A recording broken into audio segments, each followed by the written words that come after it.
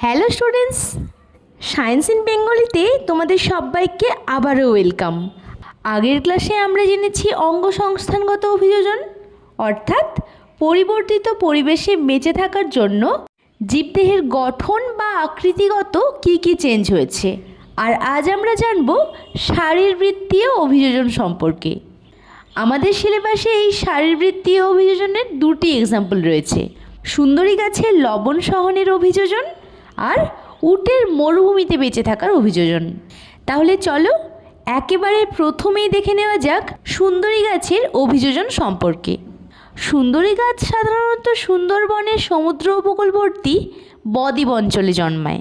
এই অঞ্চলের মাটিতে এত বেশি লবণ থাকে যে এই রকম কর্দমাক্ত মাটিতে পর্যাপ্ত পরিমাণে জল থাকলেও অতিরিক্ত লবণের উপস্থিতির কারণে উদ্ভিদ সহজে সেই জল শোষণ করতে পারে না।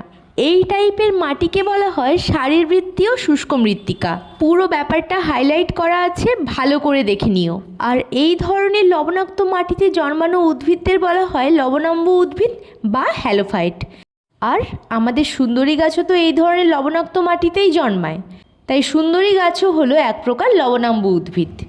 এবারে দেখা যাক এই অতিরিক্ত লবণাক্ত মাটিতেও কিভাবে সুন্দরী গাছ স্বাভাবিকভাবে বেঁচে রয়েছে। আমরা সাধারণত কি জানি যে উদ্ভিদের মূল অভিকর্ষের টানে মাটির নিচে প্রবেশ করে, কিন্তু যদি আমরা সুন্দরীর মূল দেখি তাহলে দেখব যে লবণাক্ত পরিবেশে বাস করার জন্য সুন্দরী গাছ মাটি থেকে পর্যাপ্ত অক্সিজেন গ্রহণ করতে পারে না, কারণ মাটি যথেষ্ট কর্দমাক্ত আর রন্ধ্রবিহীন হয়। ছবিটা লক্ষ্য করো, তাহলেই আইডিয়া করতে পারবে মাটি ঠিক কেমন টাইপের। এই রকম কর্দমাক্ত কম রন্ধ্রযুক্ত মাটিতে বেঁচে থাকার সুবিধের জন্য সুন্দরী গাছের মূলগুলি অভিকর্ষের বিপরীতে অর্থাৎ মাটির ওপরের দিকে উঠে আসে। এই ধরনের মূলকে তখন বলা হয় শ্বাসমূল বা নিউম্যাটোফোর। আরও একটা ইন্টারেস্টিং ব্যাপার যে এই ধরনের মূলের মাথায় এক প্রকার রন্ধ্র থাকে, যার সাহায্যে O2 ও CO2 এর আদান প্রদান ঘটে। আর এই টাইপের রন্ধ্রকে বলা হয় শ্বাসছিদ্র বা নিউম্যাথড। ছবিটা লক্ষ্য করো, পয়েন্টিং করা রয়েছে ব্রিদিং বলে, মানে কি শ্বাসকার্যে সাহায্য করছে। এই নিউম্যাটোফোর, নিউম্যাথড এই ব্যাপারগুলি কিন্তু খুব ভালো করে মনে রাখবে। ওকে, এবার কাণ্ডের কী কী অভিযোজন ঘটেছে দেখি। এদের কাণ্ডে রয়েছে পুরু কিউটিকলের একটা লেয়ার, যা অতিরিক্ত লবণ শোষণে বাধা দেয়। এছাড়া এদের কাণ্ডে অসংখ্য ছিদ্র বা লেন্টিসেল রয়েছে।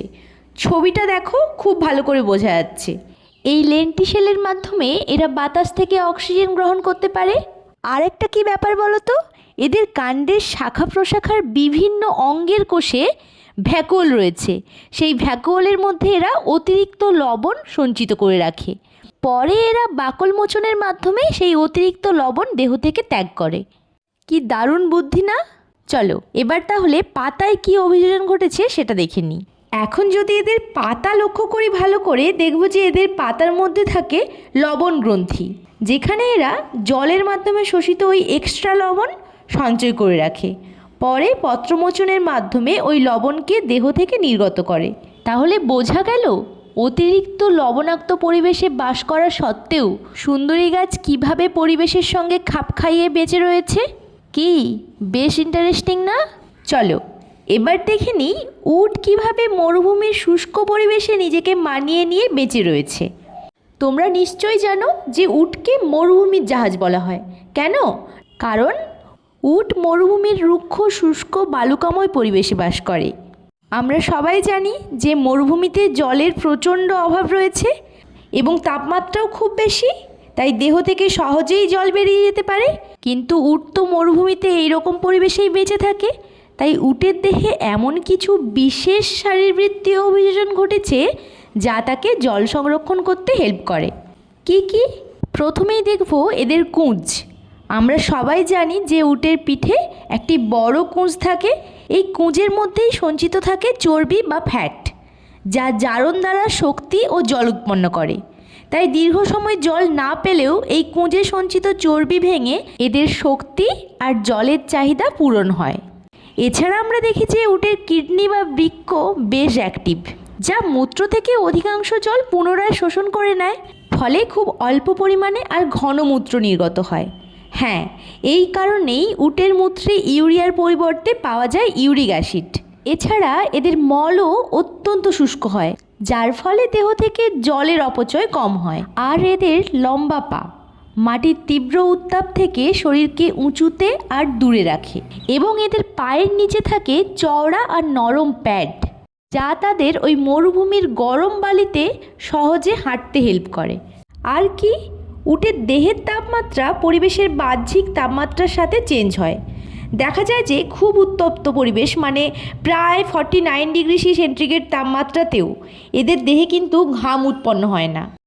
আর এরা জল তেষ্টা পেলে একসঙ্গে প্রায় 135 লিটার পর্যন্ত জল পান করতে পারে। তুমিই ভেবে দেখো, আমরা কি কখনো পারি এতটা জল পান করতে একসঙ্গে? ও হ্যাঁ, শুধু জল পান করে না, জল পান করে এরা সেই জল পাকস্থলীতে সঞ্চিত করে রাখে, যা পরে ইউজ করতে পারে। আরও রয়েছে, মরুভূমিতে যখন বালির ঝড় হয়, ওই বালি যাতে চোখে না ঢুকে যায় সেই কারণে এদের চোখের পাতা বেশ লম্বা লম্বা হয়। আর এই বালির ঝড়ের সময় যাতে বালি নাকে না ঢুকে যায়, তার জন্য এরা নাকের ছিদ্র এই সময় সম্পূর্ণ বন্ধও করে দিতে পারে। বেশ মজার না? এই ছবিটাতে উটের চোখের পাতা আর নাকের ছিদ্রটা ভালো করে লক্ষ্য করো।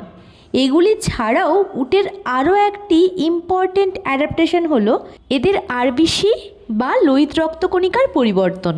মানুষসহ অন্যান্য সমস্ত স্তন্যপায়ী প্রাণীদের আরবিসি বা লোহিত রক্তকণিকা সাধারণত গোলাকার আর দ্বি অবতল আকৃতির হয়, কিন্তু উটের আরবিসি ডিম্বাকার বা ওভাল শেপের। এবার মনে হচ্ছে যে এটা হওয়ার কী সুবিধে রয়েছে। আসলে কি বলো তো, উট তো মরুভূমিতে সবসময় জল সেভাবে খেতে পায় না, কিন্তু অনেক দিন জল না খাওয়ার পর হঠাৎ যখন অনেকটা পরিমাণ জল একসাথে পান করে, তখন সেই জল সরাসরি তার রক্তে শোষিত হয়। এর ফলে উটের ওই ওভাল শেপের আরবিসি তার নর্মাল শেপের থেকে বেশ অনেকটাই ফুলে ওঠে, কিন্তু ডিম্বাকার হওয়ার কারণে কখনোই ফেটে নষ্ট হয়ে যায় না। এর ফলে উট কোনো সমস্যা ছাড়াই একসঙ্গে অনেকটা জল পান করতে পারে। ছবিটা দেখো, কনসেপ্ট একেবারে ক্লিয়ার হয়ে যাবে। একটা ইনফরমেশন দিয়ে রাখি যে উটের আরবিসি স্বাভাবিক আকারের চেয়ে প্রায় 240% পর্যন্ত প্রসারিত হতে পারে, যেখানে স্তন্যপায়ী প্রাণীদের আরবিসি প্রসারিত হতে পারে মাত্র 150% পর্যন্ত। এছাড়াও জলের অভাবে উটের রক্ত যখন প্রচণ্ড ঘন হয়ে যায়, তখন এই ডিম্বাকার ক্ষুদ্র আরবিসিগুলি রক্তের সরু জালক দিয়ে সহজেই প্রবাহিত হতে পারে। তাহলে আমাদের জানা হয়ে গেল উটের শারীরবৃত্তীয় অভিযোজনগুলি। হ্যাঁ, এই সমস্ত বিশেষ কিছু শারীরবৃত্তীয় বৈশিষ্ট্যের জন্যই উট দীর্ঘদিন মরুভূমির প্রতিকূল পরিবেশে বেঁচে রয়েছে। তাহলে চলো এখান থেকে কয়েকটা প্রশ্ন প্র্যাকটিস করে নেওয়া যাক। প্রথম প্রশ্ন, সুন্দরী গাছের অতিরিক্ত লবণ রেচনের জন্য কোন অঙ্গটির অভিযোজন ঘটেছে? কি হবে? আমরা দেখেছিলাম যে সুন্দরী গাছের পাতায় লবণ গ্রন্থি থাকে, যেখানে সে লবণাক্ত মাটি থেকে শোষণ করা এক্সট্রা লবণ জমিয়ে রাখে, পরে পত্রমোচনের মাধ্যমে তার দেহ থেকে ওই অতিরিক্ত লবণ ত্যাগ করে। তাহলে আমাদের আনসার কি হবে? পাতা। পরের প্রশ্নটা দেখো, উট থেকে। উটের অতিরিক্ত জলক্ষয় সহনশীলতার পেছনে কোন কোষীয় উপাদানটির ভূমিকা রয়েছে? কি পড়লাম এক্ষুনি, যে উটের আরবিসি বা লোহিত রক্তকণিকা ডিম্বাকার বা ওভাল শেপের এবং স্থিতিস্থাপক হওয়ায় দীর্ঘদিন যেমন জল না পান করে দিব্যি বেঁচে থাকতে পারে, তেমনি আবার একসঙ্গে অনেকটা পরিমাণ জল পান করতেও পারে। তাহলে প্রশ্নে থাকা কোষীয় উপাদানটি কী হবে? অবশ্যই উটের আরবিসি। তাহলে চলো এই প্রশ্নটা একটু মনে করে নেওয়া যাক। উটের আরবিসি জলপানের পর স্বাভাবিক আকারের তুলনায় ঠিক কতটা পরিমাণ ফুলে ওঠে? একদম ঠিক বলেছ, 240%, যেখানে স্তন্যপায়ী প্রাণীদের আরবিসি ফুলে ওঠার ক্ষমতা মাত্র 150%। উট থেকে আরও একটা প্রশ্ন দেখো, উটের কুঁজে কী সঞ্চিত থাকে যা বিপাক ক্রিয়ায় কাজে লাগে? কি হবে? জল? না না, উটের কুঁজে চর্বি সঞ্চিত থাকে। এই চর্বি বা ফ্যাটের জারণ ঘটলে তবেই জল আর শক্তি উৎপন্ন হয়। এখান থেকে এমনি কয়েকটা শর্ট প্রশ্ন তো বললাম, এছাড়া এখান থেকে 2 মার্কসের প্রশ্ন কিন্তু ভালো করে দেখে রাখবে। যেমন দেখো একটা প্রশ্ন, শারীরবৃত্তীয় শুষ্ক মৃত্তিকায় উদ্ভিদ কিভাবে অভিযোজিত হয়। এখানে কি আনসার হবে? সুন্দরীর সেই লবণাক্ত পরিবেশে বেঁচে থাকার অভিযোজন। যেমন আরও একটা ঘোরানো প্রশ্ন দেখো, যে মরুভূমিতে চরম আবহাওয়ায় বেঁচে থাকার জন্য উটের দেহে কী কী শারীরিক আর রাসায়নিক পরিবর্তন ঘটে। এবার এই প্রশ্নটা দেখে তুমি একটু ঘাবড়ে যাবে। এখানে শারীরিক পরিবর্তন মানে কি, যে কী কী মরফোলজিক্যাল চেঞ্জ হয়েছে, মানে সেই যে উটের চোখের পাতা রোমগুলি বেশ লম্বা হয় আর দুটি লেয়ার থাকে, যাতে মরুভূমিতে যখন ওই বালির ঝড় হবে সেই বালি যেন ওর চোখে না ঢুকে যায়। আর কি, বালি ঝড় থেকে বাঁচতে এরা এদের নাসারন্ধ্র ইচ্ছে মতো বন্ধ করতে পারে। এছাড়া উটের পায়ের নিচে প্যাড থাকে, যা তাদের মরুভূমির ওই গরম বালিতে হাঁটতে হেল্প করছে। আর রাসায়নিক পরিবর্তন মানে উটের ওই আরবিসির ব্যাপারটা বলবো, যে আরবিসি ডিম্বাকার হওয়ায় জল ছাড়াই সরু নালীর মধ্য দিয়ে সহজেই প্রবাহিত হতে পারে।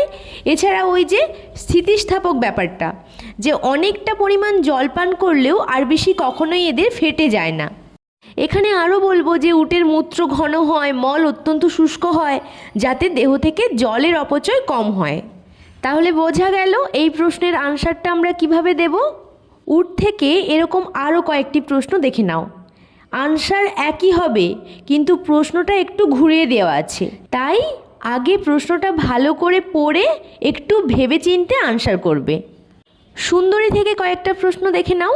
নিউম্যাটোফোর বা শ্বাসমূল, এটা তো জানা প্রশ্ন, পারবে। শুধু এটুকু বলে দিই, মনে রাখবে যে শ্বাসমূল কিন্তু অভিকর্ষের বিপরীতে বৃদ্ধি পায়, মানে মাটির ওপরে উঠে আসে। এই প্রশ্নটার আনসার কি হবে? কি বিশেষ অঙ্গ দেখা যায়?